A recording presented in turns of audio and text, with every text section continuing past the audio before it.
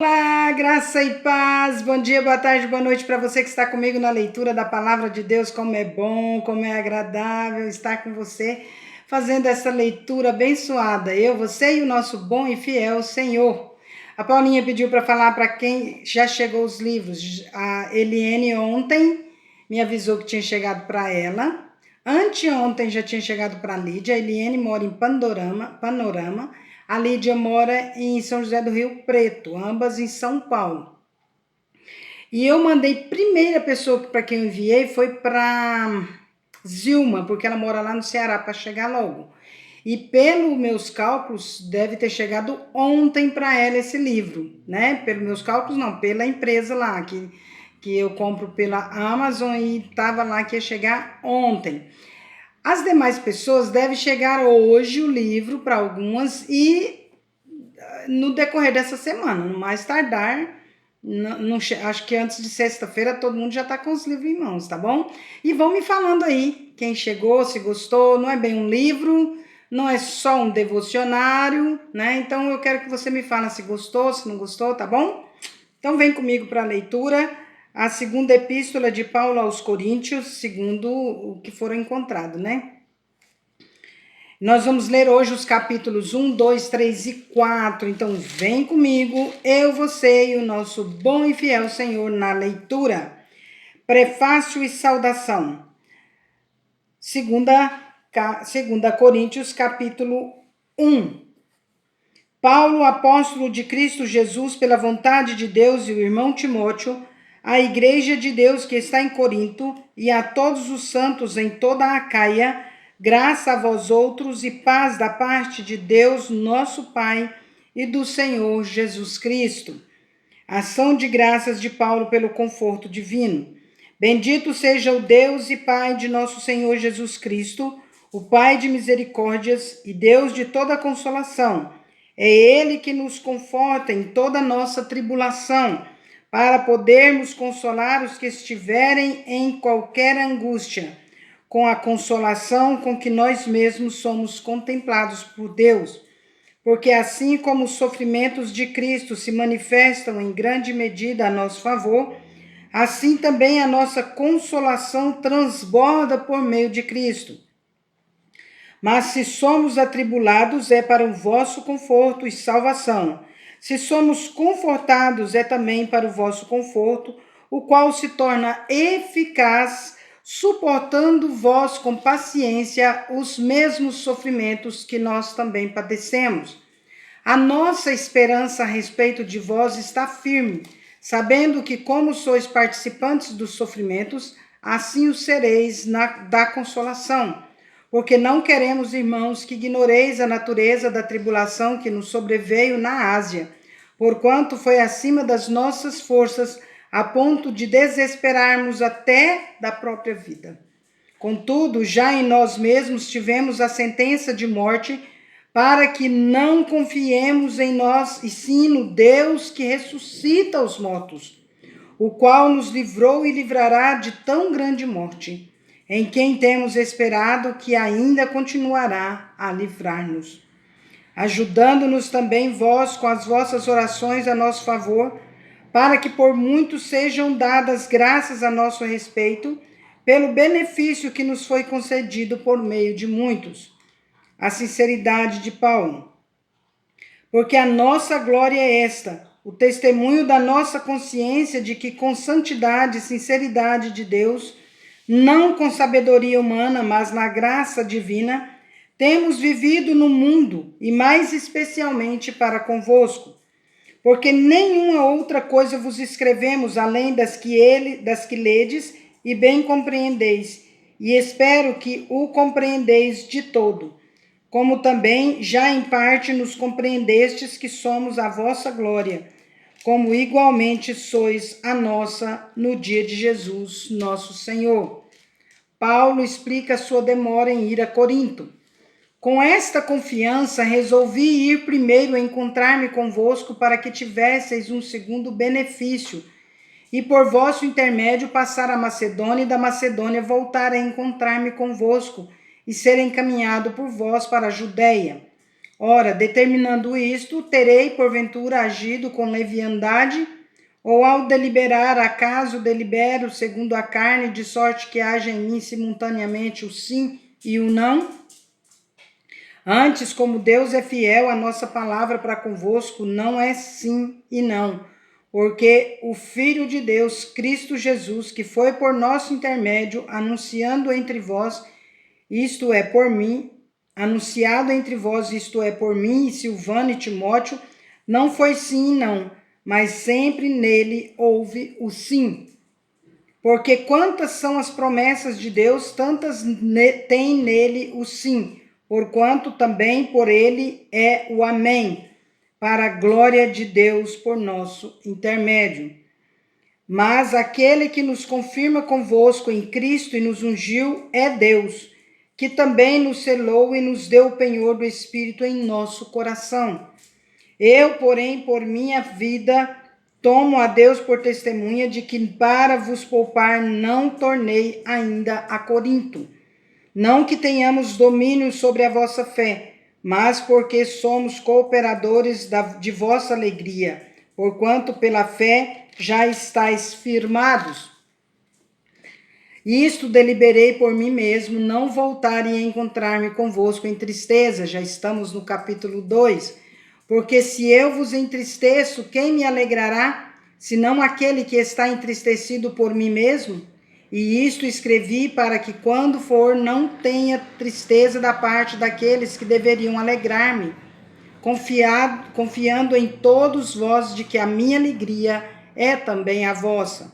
Porque no meio de muitos sofrimentos e angústias de coração, vos escrevi com muitas lágrimas, não para que ficasseis entristecidos, mas para que conhecesseis o amor que vos consagro em grande medida. O penitente deve ser readmitido na igreja. Ora, se alguém causou tristeza, não fez apenas a mim, mas para que eu não seja demasiadamente áspero, digo que em parte a todos vós, basta-lhe a punição pela maioria. De modo que deveis, pelo contrário, perdoar-lhe e confortá-lo, para que não seja o mesmo consumido por excessiva tristeza. Pelo que vos rogo que confirmeis para com ele o vosso amor. E foi por isso também que vos escrevi, para ter prova de que em tudo sois obedientes. A quem perdoais alguma coisa, também eu perdoo. Porque de fato que tenho perdoado, se alguma coisa tenho perdoado, por causa de vós o fiz na presença de Cristo, para que Satanás não alcance vantagem sobre nós, pois não lhe ignoramos os desígnios. A intranquilidade de Paulo, não encontrando Tito. Ora, quando cheguei a Troade para pregar o evangelho de Cristo e uma porta se me abriu no Senhor, não tive, contudo, tranquilidade no meu espírito, porque não encontrei o meu irmão Tito. Por isso, despedindo-me deles, parti para a Macedônia. A vitória de Cristo no ministério apostólico. Graças, porém, a Deus que em Cristo sempre nos conduz em triunfo e por meio de nós manifesta em todo lugar a fragrância do seu conhecimento, ou a fragrância do seu conhecimento. Porque nós somos para com Deus o bom perfume de Cristo, tanto nos que são salvos como nos que se pedem, para com estes cheiro de morte para a morte, para com aqueles aroma de vida para a vida.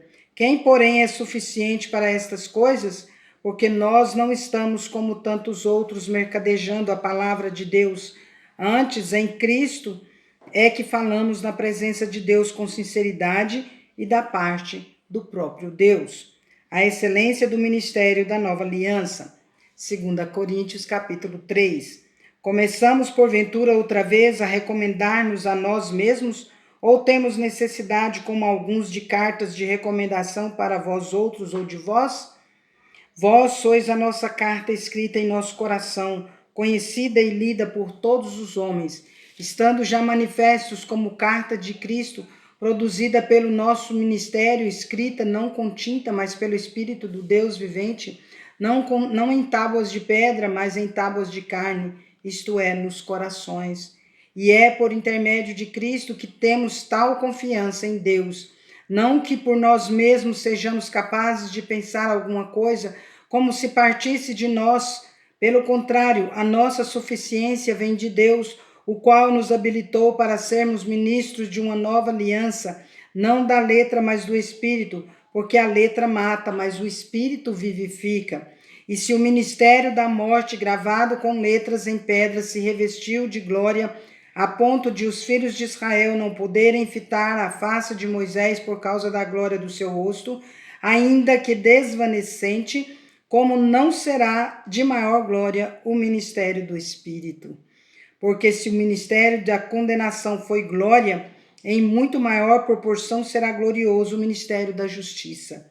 Porquanto, na verdade, o que outrora foi glorificado, neste respeito já não resplandece, diante da atual sobreexcelente glória. Porque se o que se desvanecia teve sua glória, muito mais glória tem o que é permanente. Onde há o Espírito do Senhor, aí há liberdade. Tendo, pois, tal esperança, servimo-nos de muita ousadia no falar, e não somos como Moisés, que punha véu sobre a face, para que os filhos de Israel não atentassem à terminação do que se desvanecia. Mas os sentidos deles se embotaram, pois até o dia de hoje, quando fazem a leitura da antiga aliança, o mesmo véu permanece, não lhes sendo revelado, que em Cristo é removido. Mas até hoje, quando é lido Moisés, o véu está posto sobre o coração deles. Ora, ou melhor, quando, porém, alguns deles se convertem ao Senhor, o véu lhe é retirado. Ora, o Senhor é o Espírito, e onde está o Espírito do Senhor, aí há liberdade. E todos nós, com o rosto desvendado, contemplando como por espelho a glória do Senhor, somos confirmados, ou melhor, somos transformados de glória em glória na sua própria imagem, como pelo Senhor, o Espírito. Oh, glória a Deus, que lindo, né? Paulo cumpre o seu ministério com fidelidade, 2 Coríntios capítulo 4. Pelo que, tendo este ministério, segundo a misericórdia que nos foi feita, não desfalecemos, pelo contrário, rejeitamos as coisas que por vergonhosas se ocultam, não andando com astúcia, nem adulterando a palavra de Deus. Antes nos recomendamos a consciência de todo homem na presença de Deus, pela manifestação da verdade. Mas se o nosso evangelho ainda está encoberto, é para os que se pedem que está encoberto, nos quais o Deus deste século cegou o entendimento dos incrédulos, para que lhes não resplandeça a luz do evangelho da glória de Cristo, o qual é a imagem de Deus, porque não nos pregamos a nós mesmos, mas a Cristo Jesus como Senhor, e a nós mesmos como vossos servos por amor de Jesus. Porque Deus, que disse, das trevas resplandecerá a luz, ele mesmo resplandeceu em nosso coração para a iluminação do conhecimento da glória de Deus na face de Cristo. O poder de Paulo vem só de Deus. Temos, porém, este tesouro em vasos de barro para que a excelência do poder seja de Deus e não de nós. Em tudo somos atribulados, porém não angustiados, perplexos, porém não desanimados, perseguidos, porém não desamparados, abatidos, porém não destruídos, levando sempre no corpo o morrer de Jesus, para que também a sua vida se manifeste em nosso corpo. Porque nós que vivemos somos sempre entregues à morte por causa de Jesus, para que também a vida de Jesus se manifeste em nossa carne mortal. De modo que em nós opera a morte, mas em vós a vida. Tendo, porém, o mesmo espírito da fé, como está escrito, eu criei, por isso é que falei. Também nós cremos, por isso também falamos, sabendo que aquele que ressuscitou o Senhor Jesus também nos ressuscitará com Jesus e nos apresentará convosco, porque todas as coisas existem por amor de vós, para que a graça multiplicando-se torne abundantes as ações de graças por meio de muitos para a glória de Deus.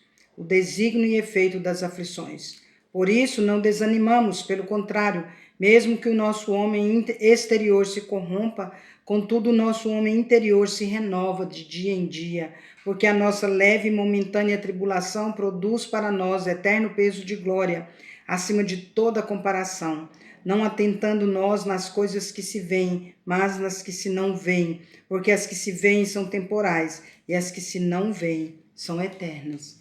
Encerramos aqui nossa leitura de hoje. Que a graça do nosso bom Deus esteja com todos vocês e que esse dia seja memorável, em nome de Jesus. E que a paz de Cristo seja árbitro em nossos corações, que nós busquemos a paz, empenhemos por alcançar e no que depender de nós tenhamos paz com todos os homens, em nome de Jesus. Amém? Vamos!